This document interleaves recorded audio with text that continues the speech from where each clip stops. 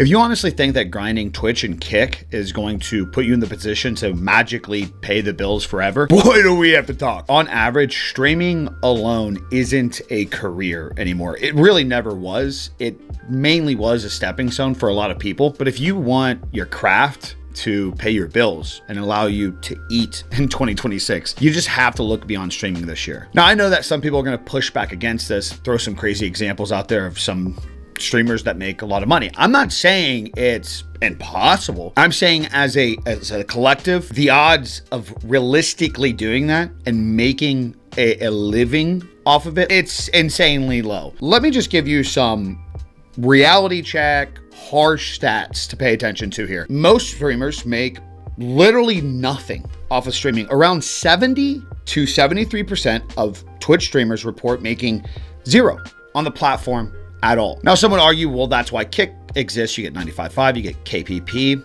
but you still have to get into the partner to get KPP, but you do get 95.5, and it's a great addition, but still the same recipe. You have to go create content on all the other platforms to funnel people over. Listen to this. Only a tiny fraction even make enough to cover basic bills. One study shows just 0.5%. So that's 0.5% earn $1,000 or more a month, meaning 99.5% of streamers make less than $1,000 a month. Now, it's good to point out for a lot of people that that is just extra income. A lot of people do utilize streaming as just part-time gig. I would not give up on that. Let's just say that. But let me just hit you with something else real quick as to why only focusing on streaming as like the end-all career path is just so stupid. In broader gaming creator economies, so these are like gaming content creators across platforms, over 50% make less than $15,000 a year, which sounds like a slam,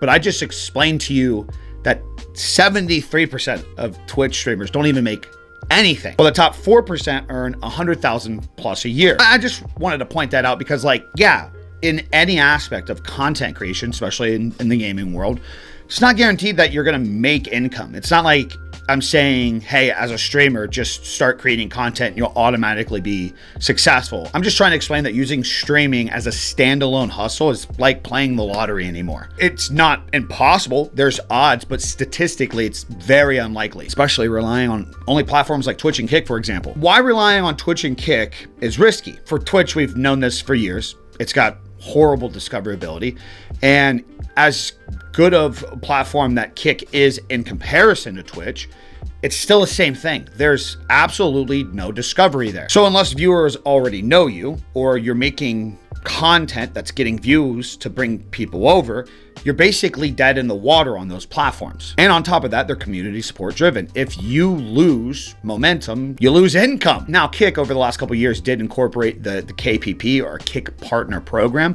The only downside to that is there's no real information as to how that works. But one thing I've really stood against platforms like Twitch and now Kick, you are the social site. It's your job to have eyes coming over to the platform. When it comes to YouTube and TikTok and Instagram and Facebook, those websites know they need to do general things that will bring everyday users over to those platforms. As for some reason, Kick and Twitch feels that it's only the creators' jobs. And don't get me wrong, there's like a middle ground with that. Like, of course, we should be bringing some of our communities over, but at the end of the day, everything that we do shouldn't be reliant on us. The health of the platform as a whole should not be based on the content creators in of itself. There has to be a point where these platforms are creating the technology in 2026 to compete with the other platforms to bring people over. So sure, on Kick, you can make more compared to Twitch, but at the end of the day, it's all driven around the idea of your community and the community you're building off of those platforms. You still have to work to bring people over. It makes no fucking sense. And with Twitch, man, if you're not a top dog, they ain't promoting your shit anywhere. Twitch is a horrible career ladder, like very much who do you know? So in general, and especially on Twitch, it's like running on a treadmill. You're just staying in place, trying to do the little things over and over again, hoping that something just happens. Okay, so streaming isn't the thing you should prioritize, and Kick and Twitch have horrible discoverability, and you put a lot of energy into these platforms and don't know where to start. It's very important that you have the confidence and understanding the skill sets that you've acquired over the years. By grinding away at streaming and trying to build this mini brand of yours, you've learned so much during that grind, from content creation skills to community engagement and consistency and setting a schedule. You've developed this brand and on-camera personality. But the thing is, these skills that you've developed on stream, they transfer over to content as well. Like, in reality, streaming is just live form content.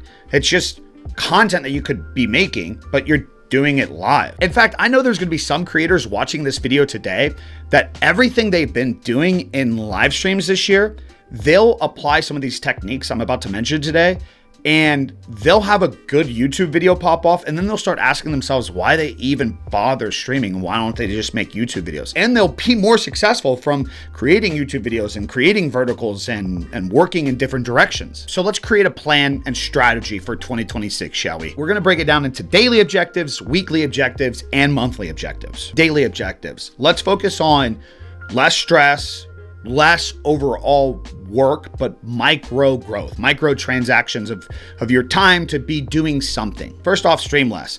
If you're gonna get off work today, or you are a full-time streamer and you do a certain amount of hours, like, cut it back a half an hour early to get off and organize the other things. 2, set a schedule and stick to it. If it's gonna be 3 hours a day instead of just 8 random hours, 4 days a week, like do that. Next, we're gonna create a short form clip every single fucking day. I would argue that you, especially if you're doing gaming, that you should be doing like 3, 5 clips a day in 2026. And maybe at times you have a couple extras, that's fine. But baby steps first. Let's just shoot for realistic goals. A daily vertical every single day. You're gonna post it on TikTok, YouTube, Instagram, Facebook, Snapchat Spotlight. The goal from this is to build a social identity outside of stream. On top of this, we're gonna build the relation from this as well. As you start posting more and you take some of that time away from streaming, you're gonna start interacting with some people. This is kind of a double-edged sword because I really do hate comments, and I don't think you should be living in them because, again, you're just gonna kind of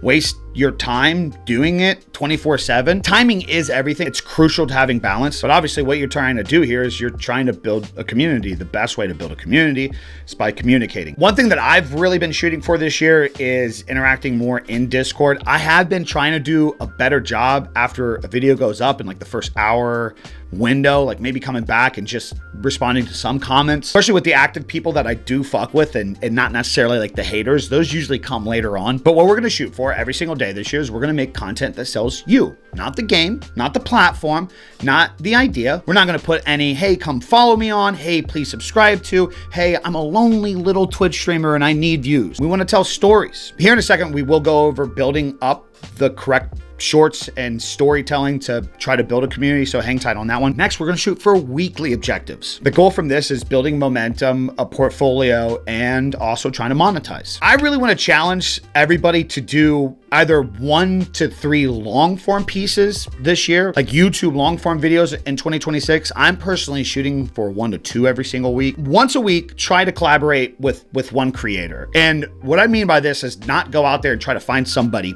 big and just try to suck their views. What I mean from this is 1 day a week, take time away from stressing about you and your brand and get together with somebody else. Play a game with the homies, see who's involved in the community of whatever it is that you do, and just try to get somebody else involved. I've been collaborating a lot more over the last few months, and it's been really fun. You spark up so many more conversations because it's new people with new thoughts and ideas and experiences. And here's a big one. This is where I'm gonna be asking a lot of creators to step out of their comfort zone. I want you to reach out to one brand every single week this year. One brand proposal to somebody once a week, 52 weeks this year. Don't wait for deals to come to your inbox. Go out there and pitch the deals. I can't tell you how many creators have lost out on thousands of dollars over the years because they didn't think they were big enough, so they waited for the right brand to come to them to work with deals. If you're confused as to where to start with brand deals, how to introduce yourself, or to price what you should be doing, best advice I'd give, AI, dude. Literally go to AI, ChatGPT, whatever AI you use, and type your following size, the content you typically do, your personality, your hobbies. Like, hey, I'm this person, I'm into this, I have this following, I play this game, I'm a streamer trying to become a content creator. Here's my strong suits. I'm good with a camera, I'm good at talking, I'm good at storytelling. Tell that all to AI and then say, what type of brands should I reach out to? How should I introduce myself to these brands? And what should I be charging if they want to work? And be very clear, you separate that by platform. Go down the line, ask how much you should be charging for Instagram stories and tell AI the numbers you get, or Instagram post, or TikTok collaborations and YouTube ad placement. AI will actually do a really good job based on your size at giving a pretty decent number. And the thing is, a lot of this is like bidding.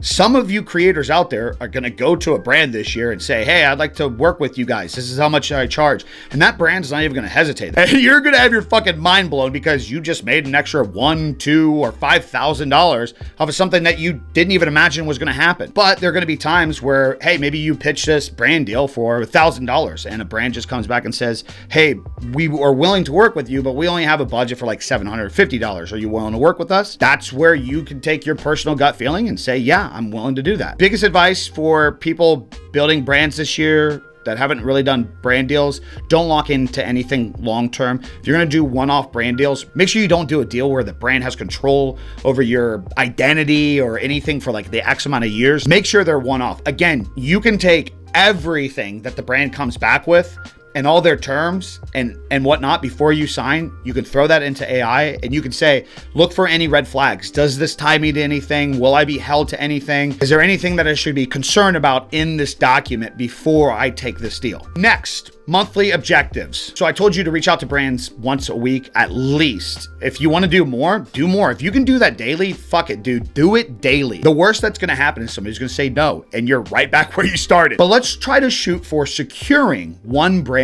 deal a month. Another thing, once a month, run a special event with your community. This is something that I've been sleeping on for a while, and I need to step back up into doing. So for example, I used to do this once a month sub for sub day in my stream, to where like I would match the subs that my community gives. Top of that, I would build a list of things to give away if we hit certain goals. I'm not like a long subathon type of guy. I don't really recommend it. Like the idea of doing a marathon subathon, like no sleep. But if you can do a special event once a month where you go longer or you have challenges for certain sub goals, it's very, very helpful, not only in the idea of monetizing more for the month, but also just building some kind of groundwork with the community that you have building. And then once a month, I want you guys to review your goals, review your revenue that you've gained, review followers and watch time and retention and what platforms did better, and adjust your plan a little bit. What you're going to find throughout the year is as you do more and take on some of this challenge that I'm giving you guys, something will start to happen, whether it's on Instagram or TikTok or YouTube. Like you'll find some kind of progression. And that will make you lean in one area. And I'm not telling you, by the way, that like, hey, if YouTube pops off this month, just stop uploading everywhere else. No half-assing this shit, dude. Like, great, YouTube popped off. Now, after the month, make the adjustments. Figure out what was special about YouTube popping off, pay attention to the analytics, and then go check to see some of the videos that did well on Instagram. So you start to gauge an idea of like, okay, I'm learning that on YouTube, if I post this title versus on Instagram, if I post that title, they behave completely different. That's because platforms do work different in the way that the algorithm rewards people. Some platforms are really watch time heavy, like they want people just staying and watching endlessly, as to where some platforms now in 2026 way heavy on the interaction. They want people engaging and commenting. So let's talk about content funnels that actually work, not just streams. Again, the whole point of this video, you're streaming, you're creating one form of content, live content. And we want you creating vertical clips every single day this year and posting it on social media somewhere. First off, setting a clip button in your stream or replay buffer in OBS or some kind of 60, 90, 120 seconds that you can capture in your stream. Huge. Saves you so much time because you don't rely on the community doing it for you. You're in control of doing that. So take the time and set that shit up. But what you want to focus on is a hook fast. You want to just dive right into it. Example, one of the verticals I did over the last few years that did really, really well. First line, I'm like, this keyboard is creating a lot of controversy. Instant hook of drawing somebody in and wanting to try to figure out what the hell's going on. Second, you want to tell a story. You want to build something up. The reason you're still in this video right now is because I've been telling a story this entire time. I've been building this big segment to climax to give you the ultimate result. Make sure when you're doing this, you show your personality in the clip. Don't hide shit. Don't mask shit. Don't try to be something you're not. If you make some meme shit or like it's just a funny moment that's just relatable to you, just share it, dude. This is why guys like the Burt Peanut have been blowing up lately. Just the funny, silly, wacky, sus shit that those guys have been doing. One of my most viral gaming clips lately, I was playing Red Sec with like 3 other married dads, and somebody was like, if breast milk could be any flavor you would ever want, what would it be? I took that clip, posted it. It's got millions of views now. Just remember, short form content drives discovery. It's the billboard to your face. Again, don't get stressed out about trying to hook viewers in or funnel them instantly from the short form content. This is where I see so many creators go wrong, doing the whole like, please follow me, please come watch me on in the video. When you turn your vertical content into an advertisement, it just makes it ucky. And I said ucky because I'm a dad. I gotta say fucking words like that now. Guys, I'm telling you, I know it seems counterintuitive, like, hey, go make content to bring people over, but also don't try to just bring people over right away. There's human psychology to this. On average, if a person sees your face X amount of times, they're more likely to go out and seek you. They're gonna actually want to look you up. So you have to look at short form content as like, sure, some people are gonna find you right away. They're gonna be interested right away and they're gonna wanna come and check you out. But also too, some of this you're building up not for relationships tomorrow or next week, but maybe 5 months from now. Step 2, YouTube long form. Easiest thing you guys can do on YouTube this year in long form videos is teach, react, and entertain. Guys, long form content builds real subscribers. That's why I try to tell people all the time, don't stress about the subs and followers you get from things like TikTok and YouTube Shorts. They're highly inflated. I've gained tens of thousands of subscribers on this channel from YouTube Shorts, but they don't really go that far. My core audience 100% comes from the long form. And that long form relation is what brings some of these people to my live streams. It's what brings people to merchandise. It's what gets me clicks for brand deals. For me, that's where I built up a lot of longevity throughout the years is the long form relationship. And one of the easiest ways that you can build these long form videos in some way is doing one of those things. Now, as you do this over time with the short form and the long form, you can use your clips plus the engagement to help out when you reach out to those brands. You can show things like watch time and replies and demographics. After a lot of years, brands are finally moving into the direction where they care way more about engagement than follower account. Dude, I have this weird but really true and important comparison that I want you guys to understand. I want streamers that are just grinding away at their stream hours to understand that, like, this idea that maybe this is going to be your big year, like it's a fucking pipe dream. You're less likely to earn a living streaming alone than completing a 4-year college degree. Think about the amount of people that have dropped out of fucking college or didn't even go for a 4-year college degree. You're less likely to earn a living compared to getting a mid-level service job that pays really fucking well. Listen to this. You're less likely to earn a living streaming alone than owning a small brick and mortar side hustle. So at this rate, in 2026, if you're gonna risk something, why don't you risk starting your own business than trying to fucking become a streamer? Streaming alone is one of the hardest career pivots anybody can do. But most of you guys know some of the things to troubleshoot and create content and share your personality and work with products that you enjoy, which is where the real boss shit actually is. So yeah, if you guys feel like you've just been grinding away at streaming over the years and it's just another year of trying to wait for your big break and you really don't feel like you're going anywhere, you're just playing the wrong game by yourself. I just want to encourage more people to really move in the direction to create genuine creator careers in 2026. The careers that will actually allow you to create without burning out. Guys, let me know some of your goals for the year down in the comments below. If you found this video was helpful, leave a thumbs up. That's all we got for you guys today. I'm out. Peace. Doses.